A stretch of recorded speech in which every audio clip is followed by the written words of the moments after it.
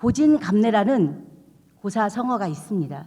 이 말은 쓴 것이 닿으면 단 것이 온다는 뜻으로 고생 끝에 낙이 온다, 즐거움이 온다는 의미입니다. 미국의 37대 대통령 리처드 닉슨은 이런 말을 했습니다. 가장 좋은 강철은 가장 뜨거운 불을 통과해야 한다. 즉, 강한 사람은 원래부터 강한 것이 아니라 시련과 고난을 인내함으로 참아냈기 때문에 강한 것이다. 이 시련과 고난은 인내를 통해서만이 성취감을 얻을 수 있습니다. 그래서 인내는 쓰지만 그 인내의 열매는 달다고 말합니다. 성도 여러분, 성경에서 말하는 고난은 영광에 이르는 길입니다. 그러므로 현재의 삶이 힘들고 고통스럽지만 이를 참고 견딜 때 기쁨이 있습니다. 아멘. 오늘 우리에게 주시는 하나님의 말씀에는 영광에 이르는 고난에 대한 몇 가지 중요한 교훈이 있습니다. 이 교훈이 하나님께서 우리 성도님들에게 주시는 하나님의 크신 은혜의 결실을 바라보고 감사하는 기쁨의 원천이 되시길 바랍니다. 아멘. 그렇다면 고통 뒤에 오는 기쁨은 무엇일까요? 첫째로 하나님의 영으로서 몸의 행실을 죽이면 살 것이라고 말씀하고 있습니다. 하나님께서 사람을 만드실 때 에덴 동산에서 아무도 더럽히지 않았던 순수한 흙으로 사람을 빚으시고 그 코에 생기를 불어넣으시사 생명이 되었다고 말씀하십니다. 하나님의 인도하심에 따라서 생명이 된 인간은 비록 육에 머물러 있어도 영적인 존재가 될 수 있는 것은 하나님의 영의 인도를 받았기 때문입니다. 아멘. 그러나 육신대로 살면 반드시 죽을 거라고 성경에서 말씀하고 있습니다. 죄지은 아담에게 너는 흙으로 왔으니 흙으로 돌아갈지니라. 다시 말해서 너는 육신의 죄를 지었으니 그 죄의 대가를 따라서 죽을 수밖에 없다라고 말씀하시는 것입니다. 그리고 동시에 하나님 영이시기 때문에 육으로 사는 우리와 만날 수 없습니다. 그렇다면 문제는 우리가 어떻게 육을 죽이냐는 것입니다. 오늘 본문에서 육을 죽인다라는 단어는 헬라어로 두 가지 의미를 가지고 있습니다. 하나는 마취시키다. 또 다른 하나는 완전히 썩어서 냄새가 나게 죽인다라는 의미입니다. 여기에서 육을 죽인다라는 단어는 육을 마취시켜서 잠재운다는 뜻으로 사용되고 있습니다. 우리가 이 세상을 살아가고 있는 동안에 억지로 육을 죽일 수 없기 때문에 육을 잠재우는 것으로 끝나야 합니다. 그렇다면 어떻게 해서 육을 잠재울 수 있을까요? 그 해답은 본문 14절에서 하나님의 영으로서라고 그렇게 말씀하고 있습니다. 영에도 하나님의 영이 있고 다른 피조물의 영도 있습니다. 인간을 창조하신 하나님의 영이 우리의 육체를 잠재울 수 있다라는 것입니다. 그리고 하나님의 영이 우리의 육을 죽이고 나를 인도해 줄 때 우리는 비로소 하나님의 자녀, 하나님의 아들이 되는 것입니다. 아멘. 다시 말하면요, 내 소견대로 생각하고 내 소견대로 행하는 이러한 모든 것들을 내려놓고 나의 모든 것을 주님 앞에 맡기고 드리는 것입니다. 주님이 나보다 먼저 앞설 수 있도록 주님 앞에 나의 자리를 내어 드리는 것이 바로 주님께 나의 육을 맡기는 것입니다. 두 번째로 하나님의 상속자는 고난도 받아야 합니다. 17절 상반절을 보면 자녀이면 또한 상속자 곧 하나님의 상속자요. 우리는 그리스도로 말미암아 상속권을 받은 하나님의 아들이 되었습니다. 하나님의 소유를 모두 누릴 수 있는 특권을 얻는다는 뜻입니다. 하나님의 성품, 하나님의 능력, 하나님의 모든 것, 이 모든 것들이 나의 성품이 되고 나의 능력이 되고 하나님의 것이 내 것이 되고 내 것이 하나님의 것이 되는 것입니다. 바로 자녀에게만 부여주신 특권이라는 것입니다. 계속해서 17절 하반절을 보게 되면 그리스도와 함께한 상속자니 우리가 그와 함께 영광을 받기 위하여 고난도 함께 받아야 할 것이니라.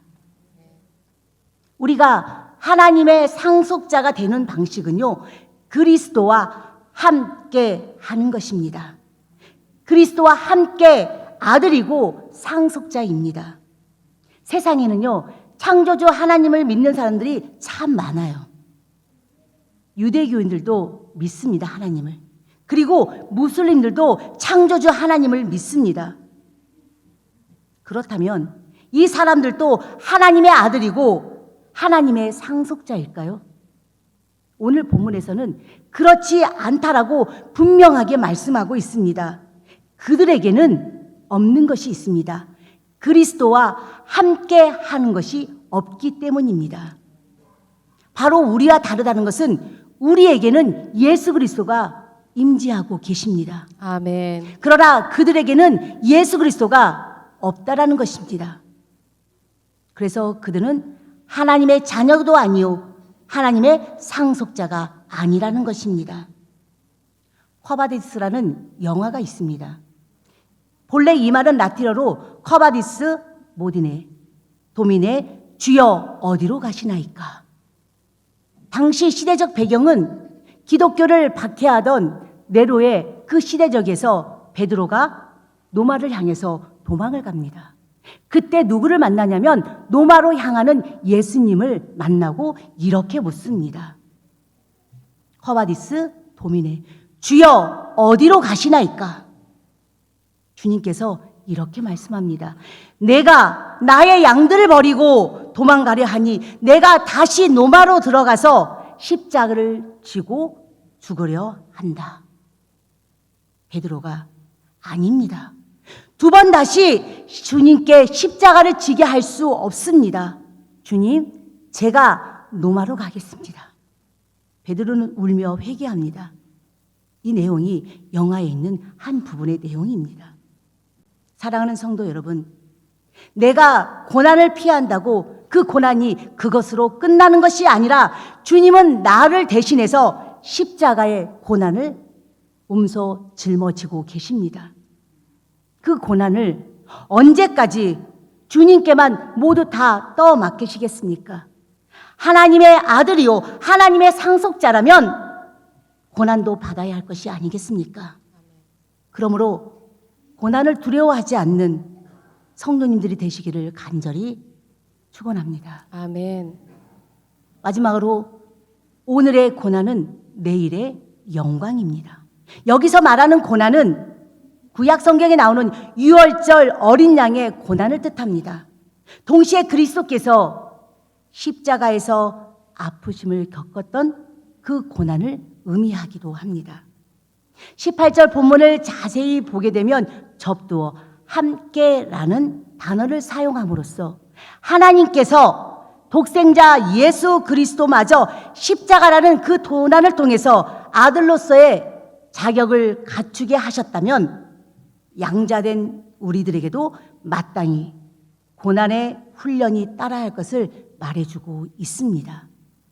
그런데 참으로 놀라운 것은 예수님은 십자가를 통해서 모진 고난을 통해서 훈련하시고 양자된 우리는 가벼운 고난으로 훈련한다는 사실입니다. 고난이 없으면 무엇이라고 성경에서 말합니까? 히브리서 12장 8절에서는 이렇게 말합니다. 징계는 다 받는 것이오늘 너희에게 없으면 사생자요 참 아들이 아니니라. 고난은 영광을 받기 위한 통과 의례입니다. 그렇다고 고난이 우리를 죽일 정도로 결코 아닙니다. 우리가 견딜 수 없을 만큼의 고난이 아닙니다. 만약에 고난이 우리를 죽일 정도였다면 우리는 지금 이 자리에서 하나님께 예배드리지 못하고 있을 것입니다. 고난은 다만 우리가 약간 힘들 정도만 되지 못 견딜 정도는 아니라는 것입니다. 주님이 함께 하시기 때문입니다. 아멘. 그래서 고린도전서 10장 11절에 보면 너희가 감당치 못할 시험을 시험 당함을 허락지 아니하시고 또한 시험 당할 즈음에 피할 길을 내사 너희로 능히 감당하게 하시느니라. 아멘. 주님은 우리가 감당할 수 있는 시험과 그 시험 가운데 함께하여 주고 계십니다. 또한 시험을 능히 이길 수 있는 능력을 우리에게 부여해 주셨습니다. 그러면서 시편 119편 71절에서는 고난 당하는 것이 내게 유익이라. 사도 바울은요, 약할 때 온전해지고 약할 때 그리스도의 능력이 자신에게 머물고 약할 때 강해진다고 고백하고 있습니다. 이 고백이 우리의 고백이 되었으면 좋겠습니다. 아멘. 내가 약할 때 주님으로 말미암아 온전해지고 내가 약할 때 그리스도의 능력이 나에게서 나타나기를 간절히 축원합니다. 아멘. 그런데 여기에는요, 엄청난 비밀이 있습니다. 그 비밀은 고난은 우리의 약함을 드러내는 동시에 하나님의 강함이 나타납니다. 아멘. 그래서 우리는 이 고난을 두려워하지 말아야 합니다.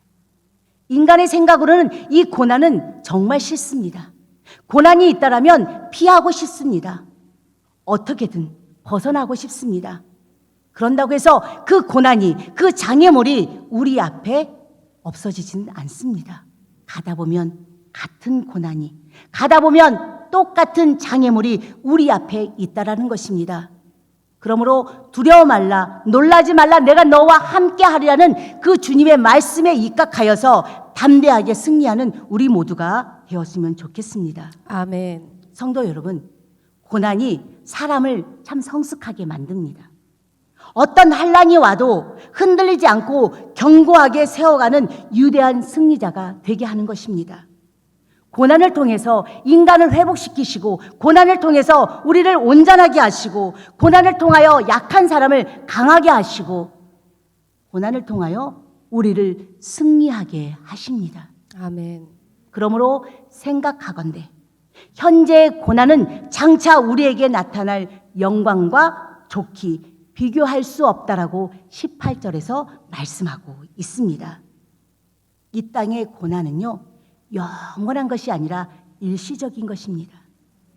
그러나 하늘에서 받을 영광은 우리가 상상할 수 없을 만큼 영원한 것입니다. 그래서 그것을 좋게 비교할 수 없다라고 말하는 것입니다. 그러므로 우리 앞에 이런 영광스러운 장래가 보장되어 있으니 고난 중에도 감사하는 성도님들이 되시기를 축원합니다. 아멘. 고난 중에도 고난 뒤에 있는 그 기쁨이 있음을 바라보고 소망하시는 우리 성도님들이 되시기를 간절히 축원합니다.